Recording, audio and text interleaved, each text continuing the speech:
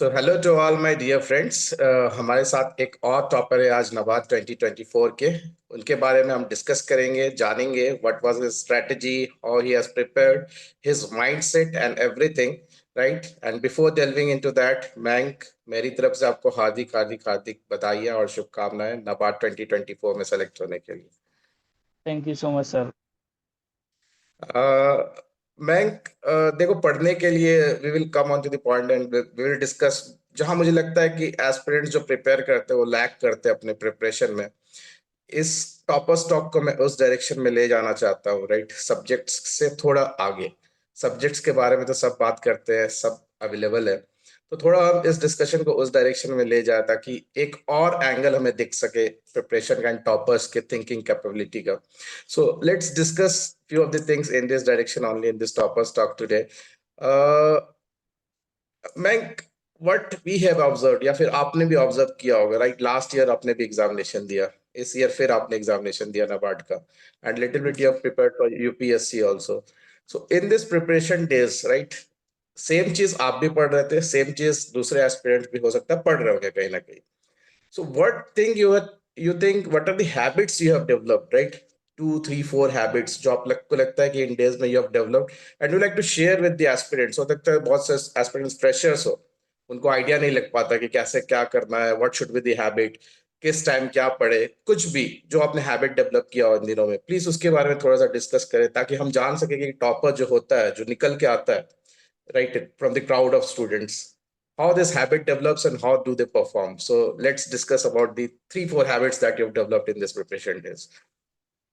Yes sir. Sir सबसे पहले तो मैंने जब नबार्ड एग्ज़ाम देना स्टार्ट किया था तो मेरे 3 अटैम्प्ट हुए हैं। मैंने तीनों अटैम्प्ट में एक ट्रांजिशन को सबसे पहले फेस किया कि नबार्ड एग्ज़ाम कैसे इवॉल्व हो रहा है। तो ये सबसे Hmm. इम्पोर्टेंट है कि नबार्ड एग्ज़ाम को हमें अच्छे से समझना है उसकी पीवाईक्यू और सिलेबस की थीम के हिसाब से। क्योंकि हर बार Hmm. वो चाहे वो मेरिट सेक्शन हो या नॉन मेरिट सेक्शन हो, आपके लिए कौन-सा पार्ट वीकनेस है, आपकी कौन-सी पार्ट स्ट्रेंथ है, इसको पहले डिवाइड करके रखिए। ये मेरे Hmm. साथ इग्नोरेंस बिहेवियर की वजह से 2023 में हुआ था, जब मेरा मतलब उसके पिछले साल 10 मार्क्स थे कंप्यूटर में और मैं सोच भी नहीं सकता था कि नेक्स्ट ईयर मेरा कंप्यूटर में ही रुक जाएगा। तो एक Hmm. स्मॉल इग्नोरेंस भी आपका एक सेक्शनल सब्जेक्ट को 1 साल का वेट करा सकती है आप जर्नी के लिए। एक तो हैबिट ये इग्नोरेंस बिहेवियर हमें हटाना होगा। दूसरा ये है कि हमें कंसिस्टेंट रहना है अपनी प्रिपरेशन को लेके। कंसिस्टेंट इन दिस मैनर कि आपका जो पीआईबी है, आपको जो भी स्कीम पीआईबी रिलेटेड न्यूज़ हैं, उसको ओरिजिनल Hmm. सोर्स से या जहाँ से भी आप पढ़ रहे हैं, उसको कंसिस्टेंटली फॉलो करते रहिए।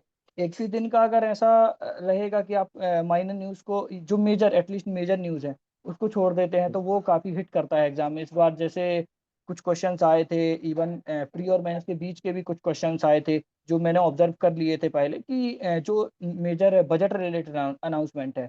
ऐसा नहीं कि Hmm. बजट आ गया, हमने पढ़ लिया और छोड़ दिया, तो ऐसा हमें नहीं करना है, उसको फ़ॉलो अप भी करना है कि ये Hmm. अनाउंसमेंट हुई, गवर्नमेंट उसके लिए ये डिटेल गाइडलाइन अनाउंस कर रहा है।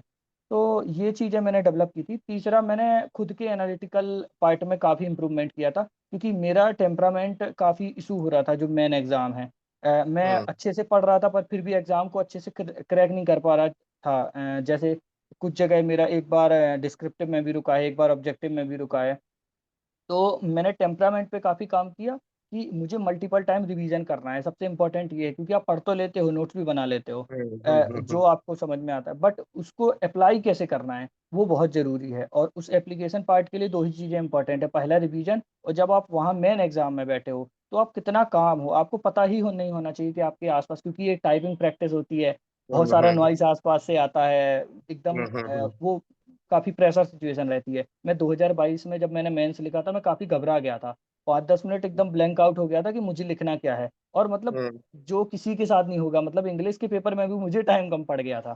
तो Hmm. कभी-कभी ऐसी पैनिक सिचुएशन आ जाती, बल्कि इस बार भी आउट ऑफ द बॉक्स थोड़े ऑब्जेक्टिव आए थे, तो मैं Hmm. बिल्कुल नहीं घबराया। मुझे लगा कि जो भी है, इन्हीं आधे घंटे में मुझे इस ऑब्जेक्टिव को डील करना है।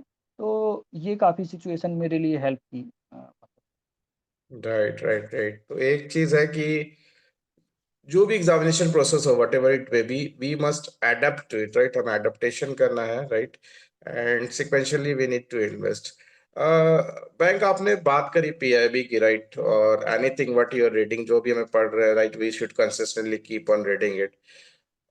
We like to know about you since you are also preparing full time. So what was your time bifurcation? मतलब नाबार्ड के लिए आप कैसे टाइम बफेट कर ड्यूरिंग लास्ट 3-4 मंथ जो पीक पीरियड होता है, उस पर आपका बाइफरकेशन कैसा था? क्योंकि आपका फॉरेस्ट्री का बैकग्राउंड भी है, ठीक है? तो आपने कितना सब टाइम एआरडी पे दिया, ईएसआई पे दिया? कैसे आप टाइम एलोकेशन एलोकेशन करते थे अपने स्टडीज पे? सर मतलब मैंने एक हैबिट जो मुझे एक्चुअली दिल्ली छोड़ना पड़ा था कुछ रीजन की वजह से, और हम्म। मुझे घर पे शिफ्ट होना पड़ा था। तो यहाँ हम्म। पे कुछ आसपास काफ़ी सराउंडिंग की जो इश्यूज होते हैं उसको रिजॉल्व करने के लिए मैंने ये डिसाइड किया कि मैं सुबह उठ के पढ़ाई करूंगा। और मैं अर्ली 5 o'clock उठ के सबसे पहले मैं अर्ली जो एक दिन पहले का पीआईबी या जो भी सेक्शन होता था उसको हम्म। पढ़ता था। और कभी कभी जो मुझे लगता था कि एआईडी का ये टॉपिक मेरा काफ़ी वीक है या मैं पीछे चल रहा हूँ, तो मैंने हम्म। एआईडी के, क्योंकि उसके लिए ग्रेस्पिंग पावर बहुत इंपॉर्टेंट है, आपको कॉन्सेप्ट हम्म। समझना होगा, लॉन्ग टर्म तक हम्म। रिटेन भी करना होगा एआईडी को। तो सुबह या तो एआईडी पढ़ लिए, फिर मॉर्निंग ब्रेकफास्ट के बाद आप पीआईबी पढ़ लो। एक दिन पहले का हम्म। पीआईबी का हम्म। मैंने सर अप्रोच आपसे सीखा था जब मैंने 2023 में आपसे बात की थी। तो एक तरीका आपने बहुत अच्छे से बताया था, और मैंने मतलब ज़्यादा फॉलो नहीं किया, आपके क्वेश्चंस को हम्म। फॉलो किया। आपने ये बोला था कि क्वेश्चन लगाओ, उससे रिलेटेड जो भी आर्टिकल है वो आया है उसको हम्म। अच्छे से पढ़ो, और मैंने कहाँ से राइट। क्वेश्चन उठाया है उसको आइडेंटिफाई हम्म। करो। इससे मेरे अंदर ये हैबिट डल जाएगी कि मुझे हम्म। पीआईबी को अप्रोच कैसे करना है, ताकि राइट। मैं राइट। डिपेंडेंट भी नहीं रह सकूं किसी पे। हम्म। हम्म। हम्म। तो ये प्रोसेस मैंने कंटिन्यूअसली फॉलो की थी। मतलब मैं जुलाई से ही डेली पीआईबी पढ़ता था, और इतना टाइम नहीं लगता है सर, 1-2 दिन आपको हो सकता है 2 या ढाई घंटे लगे, बट एक दो हम्म। वीक बाद आप नॉर्मल 1 to 2 आवर में आ जाओगे। आपको पता होता है कि एग्जाम के लिए क्या रेलिवेंट है, सिलेबस में क्या पूछा गया, पीआईक्यू में क्या है। तो इस हम्म। हिसाब से मैं अपने, और हाँ, अब जैसे इतना कॉम्प्रिहेंसिव हो जाएगा तो उसके लिए मैं नोट्स बनाता था, ताकि हम्म। मुझे दोबारा देखना ही ना पड़े। और फिर लास्ट में हम्म। मुझे लगता था कि अगर कुछ छूट गया है तो मैं कोई भी एक कंपाइलेशन को उठा के उस पे एडिट कर लेता था कि हाँ कोई आर्टिकल छूटा नहीं। तो ऐसे मैंने पीआईबी और स्कीम वाला पार्ट किया है, और राइट। मेजरली मैं सर यही किया है मैंने। और मेंस राइटिंग के लिए जो डिस्क्रिप्टिव होता है उसके लिए भी मतलब हाजिर जवाबी बहुत जरूरी है, जैसा तुमने बताया। राइट, अगर पॉइंट्स नहीं रहेंगे दिमाग में तो we can not write. So what was your right ideal thing to practice the? कैसे आपने डिस्क्रिप्टिव के कितने आंसर्स लिखे, स्क्रिप्ट लिखते थे या फिर याद करके चले गए? What was your right thing sir for the जैसे ही डिस्क्रिप्टिव? मेरा फेज 1 हुआ था, तो मैंने मतलब रिजल्ट के बारे में उतना नहीं सोचा, क्योंकि मैं पोस्ट एनालिसिस पे बिलीव ज़्यादा नहीं करता हूँ। हम्म। तो मैंने हम्म। 1-2-3 दिन का लगभग गैप लिया, उसके बाद मैंने सिलेबस उठाया, और हर सिलेबस के एटलीस्ट 5 to 6 पॉइंट मैंने प्रिपेयर कर लिए थे, कि मुझे पता हम्म। हो इस टॉपिक में आता क्या है एटलीस्ट। और यूपीएससी हम्म। बैकग्राउंड की वजह से ये मुझे टाइम नहीं लग रहा था, मैं काफ़ी क्विकली, मेरे पास ऑलरेडी पॉइंट्स होते थे, तो बस मुझे क्या था, अरेंज करना था उसको, कि ये लिख सकता हम्म। हूँ, ये लिख सकता हूँ, और ये लिख सकता हूँ। तो फर्स्ट हम्म। पार्ट में मैंने ये किया, और जैसे ही रिजल्ट आया सर, उस दिन से मतलब 2-3 दिन छोड़ दो मेन एग्जाम वाले, हम्म। वहां तक मैंने डेली 3 to 4 क्वेश्चन को प्रैक्टिस किया। उसमें एक सिंपल स्ट्रेटजी करता था, क्वेश्चन मैंने प्रैक्टिस किया, मैंने जो गलतियां की उसको ऑब्जर्व किया, और लास्ट में उसका हम्म। मॉडल आंसर से देख के, या मुझे जो लग रहा है कि मैं एग्जाम्पल और केस स्टडी क्या डाल सकता हूँ, सर मैंने काफ़ी केस स्टडी पे इस बार फोकस किया था। और मतलब मैं बताना चाहूँगा, इस बार जो ड्राई लैंड एग्रीकल्चर का क्वेश्चन भी आया हम्म। था, मैंने वहाँ हम्म। पे कम से कम 4 से 5 केस स्टडी डाली थी। जैसे वाटर साइड के लिए नीरांचल, हम्म। इंटर ये रिवर को इंटरलिंकेज कर रहे तो कैनवेतवा, ऐसे करके कुछ कुछ केस स्टडी, इवन नाबार्ड की भी केस स्टडी मैंने वहाँ पे डाली थी। तो मुझे लगता है राइट। कि हर पॉइंट को सब्सटेंशिएट करना बहुत इंपॉर्टेंट है। और एक चीज़ जो मैंने राइट। की थी, ये भी आपसे ही जब मैंने बात की थी तब मुझे पता चला था, कैपिटल लेटर वाला कैसे प्ले करना हम्म। है अपने प्रेजेंटेशन को, क्योंकि मेरी स्ट्रेंथ हम्म। सर ये नहीं थी कि मैं बहुत ज़्यादा वर्ड लिमिट लिख पाऊँ। मेरी हम्म। रीच 1600 तक ही पहुँच रही थी, और मेन एग्जाम में भी मैं इतना ही लिख पाया हूँ। तो हम्म। मैंने सोचा कि मुझे किसी भी कीमत पे मतलब 40+ मार्क्स चाहिए हैं। तो आपने बोला था इसके लिए यही है कि आप हेड लिखो, सब हेड लिखो, और इसको सब्सटेंशिएट करो एग्जाम्पल से। तो सर मैंने हर में यही किया था, 15 मार्कर में around 12-13 point with substantiation with example. और कंक्लूडिंग रिमार्क में काफ़ी अच्छा, कुछ जगह मैंने फ्लो चार्ट टाइप का कुछ बताया था। मेरी एक सीनियर मतलब नाजी लास्ट ईयर निकली है मेरी बैच की थी, राइट। तो राइट। उससे मैंने कुछ कुछ चीज़ें पूछी थी, तो उसने मुझे काफ़ी इनपुट हम्म। दिए। तो ऐसे सर मैंने हम्म। आंसर राइटिंग पे काफ़ी ग्रिल किया था, कि मैं वहाँ मेन एग्जाम में, क्योंकि एक चीज़ और होती है ना, आप जो पढ़ के जा रहे हैं जरूरी नहीं वही आए एग्जाम में, आपको खुद भी सोचना पड़ेगा। बिल्कुल बिल्कुल। अब नबार्ड ऐसे नहीं पूछता कि चैलेंजेस लिख दो, इश्यूज लिख दो, हम्म। आपको हिट करनी पड़ेगी डिमांड वहाँ पे। तो इस पे मैंने ब्रेनस्टॉर्म काफ़ी किए, कि ये आएगा तो ये लिखूंगा, ये आएगा तो ये लिखूंगा, ऐसे करके। तो ऐसे राइट। सर मैंने राइट। उसमें ग्रिल किया सर। ये बहुत जरूरी है मैंग, व्हाट आई ऑब्जर्व, जो तुमने भी कहा भी राइट, कि कैंडिडेट शुड इवॉल्व हिमसेल्फ। और कुछ रट्टा लगा लिया, याद कर लिया, वैसा नहीं होता। जैसे तुमने दो तीन एग्जांपल्स दिए कि सर आपसे बात हुई कि पीआईबी ऐसे पढ़ना था, आपने इवॉल्व किया खुद को उस चीज में, एंड यू आपने उस चीज को समझ लिया कि यहाँ से पढ़ना चाहिए। सो यू आर नॉट हाँ dependent on some, this is very good. फिर कुछ भी आप पिक करें, so that you evolve yourself, so that आपका ब्रेन जो है वो उसको प्रोसेस कर सके, ब्रेन स्टॉप आप कर सके। बहुत जरूरी है आज के किसी भी एग्जामिनेशन में हम बात करें तो। This is very important thing that you have talked about, ma'am, and सबको इस चीज को they should do it. Without common sense, without this thing, ऐसे करते रहेंगे तो 1 मार्क्स, 2 मार्क्स, 4 मार्क्स, 5 मार्क्स से एग्जामिनेशन छूटते रहेगा। दैट इज अ फैक्ट बिल्कुल सर। देयर। एक और पेपर जो मैं स्पेशली पूछता हूँ, जो इसमें के स्ट्रीम्स होते हैं, खास करके फॉरेस्ट्री, एग्रीकल्चर, इंग्लिश में मेरा जो ऑब्जर्वेशन है कि वहाँ कम मार्क्स आते हैं एग्रीकल्चर डिसिप्लिन के स्टूडेंट्स को। सबके नहीं, मतलब एक जनरल ऑब्जर्वेशन है मेरा। जी तो सर। इसको लेके आपने कैसे तैयारी की, and what suggestion will you give to the candidates, English को कैसे प्रैक्टिस करें? सर इंग्लिश में मैंने सिंपली क्या किया था, मैंने थीम को ऑब्जर्व किया, थीम को डिवाइड कर लिया, कौन किस किस सेक्शन से थीम आ रही है। सपोज एआईडी हम्म सेक्शन से एक टॉपिक रहेगा आपका, एक ईएसआई हम्म सेक्शन से रहेगा, एक जनरल सोशल लाइफ से रिलेटेड रहेगा, ऐसे करके डिवाइड कर लिए टॉपिक। फिर हम्म उसमें इम्पोर्टेंट ये है कि आप स्पेलिंग मिस्टेक मत करो। एक फनी इंसिडेंट मेरा हुआ था, मैं आंसर लिख रहा था, आपसे बात हो रही थी, तो मैं मतलब वो हम्म कुछ ऐसी मिस्टेक्स हम कर देते हैं, जैसे साइलेंट फीचर सेलिएंट फीचर मैंने लिख दिया, तो आपने बोला हम्म, था ऐसी गलती हमें नहीं करनी है, जो बेसिक वो ऐसे होती है कि हम करना नहीं चाहते बट हो जाती हैं। हो जाते हैं, तो राइट। उसको मैंने क्या किया, ऑब्जर्व करता था और एक सीट बना ली थी कि मैं ये स्पेलिंग मिस्टेक करता हूँ, ये पंक्चुएशन एरर करता हूँ, और मैं उसको हमेशा अपने टेबल के पास रखता था, अपने कीपैड के बगल में, ताकि जब भी मैं पेपर लिखूँ तो मुझे वो सबकॉन्शियस माइंड में रहे कि मुझे ये तो नहीं ही करना है। दूसरा राइट। सर, मैंने क्या किया था, अगेन केस स्टडी वाला पार्ट, जरूरी नहीं है आप उसको केस स्टडी फॉर्म में या पॉइंटर लिखो, क्योंकि ऐसे में तो पॉइंट बना नहीं सकते, आपको थ्योरी के फॉर्म में लिखना है, पॉइंट डिस्क्राइब करके। तो मैंने उसमें भी केस स्टडी डाली थी। एक थोड़ा सा अप्रोच सर मैंने इस बार ट्राई किया था, मैंने यूनिक ऐसे को अटेम्प्ट किया था, मतलब जो चार ऐसे थे, मुझे कहीं ना कहीं पता चल गया था कि जो बच्चे हम्म होंगे वो एग्री क्रेडिट वाला ही करेंगे, राइट क्योंकि उनकी एक राइट। मेंटेलिटी रहती है। तो मैंने इस बार फिशरीज हम्म का अटेम्प्ट किया था, ये मैंने आपको राइट। बताया भी था कि मुझे बैकफायर तो नहीं हम्म करेगा सर। तो आपने हम्म बोला था ऐसा कुछ नहीं है कि ये करता है, तो इस हिसाब से मैंने 2-3 चीज़ें थोड़ी यूनिक की थी, जहाँ मुझे लगता था कि कोट्स की ज़रूरत है, मैं लिखा, बट इस बार तो शायद नहीं कर पाया अप्लाई, बट जहाँ लगता हम्म था मैंने प्रिपेयर किए थे ऑल दो। तो ये ओके। 2-3 चीज़ें आप कर सकते हो, और वर्ड लिमिट का एक बहुत इंपॉर्टेंस है इंग्लिश में।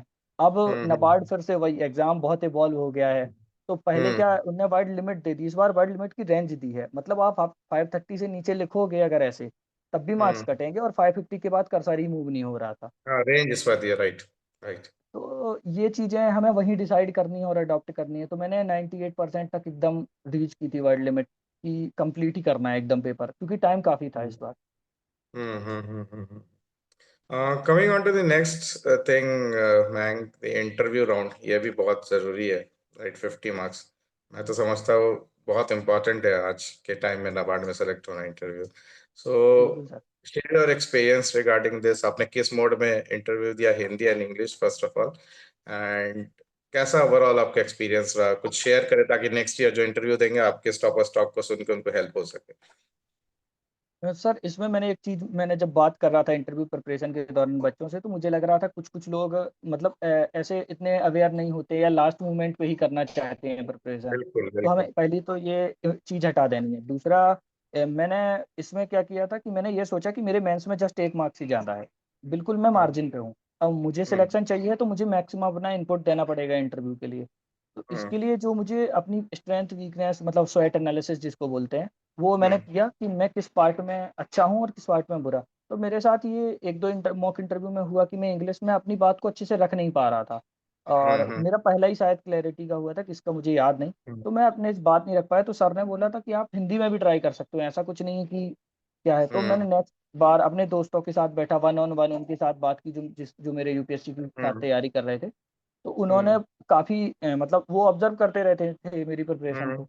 तो उन्होंने बोला कि आप हिंदी में करो शिफ्ट, आप काफ़ी ड्रास्टिक इम्प्रूवमेंट है और कॉन्फिडेंस। तो हम्म फिर बाद में मुझे वो बोलते हैं ना, एग्ज़ाम की नब्ज़ मुझे पता चल गई कि भाई आपको हम्म कॉन्फिडेंस बहुत ज़रूरी है, और दूसरा हम्म लॉजिकल होना बहुत ज़रूरी है। ऐसे ही नहीं कि हम्म कुछ नहीं आ रहा है तो गैस मार रहे हो या कुछ भी कर राइट। रहे हो, ये नहीं करना है। तो राइट। ऐसे मैंने अप्रोच किया था, मैंने कॉन्फिडेंस से बताया, जो मुझे नहीं आता था मैंने ग्रेसफुली एक्सेप्ट किया, सर मुझे इसके बारे में नहीं पता है, मैं ज़रूर राइट। इसके बारे में पढ़ लूँगा। और जो राइट। आता था बिल्कुल कॉन्फिडेंस से मैंने उसके बारे में बताया, और मोस्टली तो सर बैकग्राउंड से उन्होंने पूछा था, तो ऐसा कोई इश्यू हम्म। हुआ नहीं, मेरे से मोस्टली क्वेश्चन बन गए थे। तो बेसिकली मैं द कॉन्वर्सेशन दैट हैपेंड जो हुआ that was in Hindi right with the board members over here in official interview. हाँ सर, मैं इंटर किया, फर्स्ट क्वेश्चन जैसे ही उन्होंने पूछा, मैंने पहले ही पूछ लिया था कि may I give interview in Hindi, तो उन्होंने बोल दिया हाँ, आप कर सकते हो। और 1-2 चीज़ें राइट। मैंने थोड़ा मतलब out of the box prepare की थी, और मैंने अप्लाई भी अच्छे से की। जैसे इंटरव्यू में मैंने जैसे मैं फॉरेस्ट्री का हूँ, तो मैंने कोई भी नाम लेता था मैं एग्ज़ाम्पल के लिए स्पीशीज़ का, तो मैं हम्म। बोटेनिकल नेम बता देता था उसका। तो ओके। वो मुझे काफ़ी एप्रिशिएट की मैम कि oh! You know the botanical name of something, very good, you are. तो मुझे वहाँ कॉन्फिडेंस आता गया कि हाँ, मेरा सही डायरेक्शन में जा रहा है इंटरव्यू। राइट। ये जो बात आपने अभी करी ना ma'am regarding the interview the mode of right choosing language जो आपने हिंदी में दिया, ये बहुत से स्टूडेंट का मोराल बूस्ट करेगा। बहुत से students they call me they ask me कि sir I want to give in Hindi, इसका कुछ यस सर। नेगेटिव इम्पैक्ट होगा। एंड बहुत से स्टूडेंट ये सोच के तैयारी ही नहीं करते कि मैं वहाँ इंग्लिश नहीं बोल पाऊंगा। हाँ सर। बहुत से स्टूडेंट्स का ये मोराल बूस्ट करेगा ma'am, that's why I have asked you, जी ताकि सर। ये मैसेज जा सके उन कैंडिडेट्स में कि no, it's just a medium हाँ of sir. Language to express yourself, that is the thing. Hindi and English हाँ, लास्ट ईयर भी हुआ, इससे भी हुआ। That's why I have asked this question to you, ताकि ये मैसेज जा सके बहुत से स्टूडेंट में जो बात करना चाहते हैं, एक्सप्रेस करना चाहते हैं, कीजिए। नहीं, मोर थिंग इज आप हाँ। किसमें कॉन्फिडेंट हो, कितना आप एक्सप्रेस कर सकते हो चीजों को। हाँ, इसको सर कंपैरेटिव एनालिसिस से भी समझ सकते हैं। आप अपनी बात ही हम्म। नहीं रख पाओ, तो फिर राइट। नेगेटिव इंप्रेशन जाएगा, और अगर हिंदी उसमें में आप नेगेटिव अच्छे चला से जाएगा। हाँ, हिंदी में हम्म। आप अच्छे से बता पा रहे हो, हिंदी मतलब सर वो प्योर हिंदी नहीं होती है कि एकदम हिंदी में ही हाँ। बोले जाओ। Right right mix right. करके बोलिए ताकि उनको भी हम्म। एकदम समझ में आए, क्योंकि बोर्ड मेंबर पता नहीं, हो सकता वो साउथ इंडिया से हो, तो एटलीस्ट वो हम्म। कनेक्ट तो कर सके आपकी बात राइट को। Right right. That is very good thing. My last question would be to you, Mayank. Any three things that you suggest जो नहीं करना चाहिए इस प्रिपरेशन में? करने का तो बहुत कुछ है, क्या तीन बिल्कुल चीज सर। ऐसे हैं जो हम अवॉइड करें? सर सबसे पहले तो जब भी पीआईबी स्कीम और रिलेटेड करंट अफेयर्स पढ़ें, उसमें आप अपने एकदम दिमाग को सेपरेट कर लें, कौन सी पार्ट को पढ़ना है, कौन सी पार्ट को लीव करना है। ये बहुत इंपॉर्टेंट है एग्जाम के लिए, आप 100% कभी कर नहीं सकते, तो इसको मेंटली प्रिपेयर रखिए। और अननेसेसरी प्रेशर नहीं लीजिए कि यार इस मॉक में तो ये पूछ लिया था, तो ये भी पढ़ना होगा क्या। तो आप हम्म। पीवाईक्यू देखिए बार बार, क्या पूछा है, हम्म। क्या एग्जाम की नीड है, आपको क्या लगता है कि अल्टीमेटली वो रूरल डेवलपमेंट को इम्पैक्ट कर रहा है, क्योंकि नाबार्ड का हम्म। पैटर्न है, अल्टीमेटली हम्म। फार्मर बेनिफिट होना चाहिए या rural right development which include right. The tribal also. Hmm. तो ऐसे करके आप डिसाइड कीजिए, पहला तो ये मुझे लगता है। दूसरा, कंसिस्टेंसी बहुत इंपॉर्टेंट है कि कंसिस्टेंटली आप प्रिपेयर करिए, बिल्कुल इग्नोर मत करिए। कई लोग होते हैं जो 2 दिन पढ़ेंगे, 3 दिन थोड़ा सा लूज कर हम्म। जाएंगे, भले ही आप 4 घंटे हम्म। पढ़ रहे हो, वर्किंग हो और नॉन वर्किंग है, तो 6 our is more than enough. तो आप हम्म। कंसिस्टेंटली पढ़िए, एग्जाम टाइम में तो थोड़ा ज़्यादा ऑब्वियसली करना ही पड़ता है, वो तो है ही। Right right right right right. ये चीज़ें मैं सजेस्ट करूँगा। Okay, okay. Thank you, Meng, for this candid conversation. Right, खुल के सारी चीजों को रखने के लिए. Thank you. Yes Thanks sir. a lot for this, and I wish all the best for future endeavors. Thank you so much. Okay, Meng.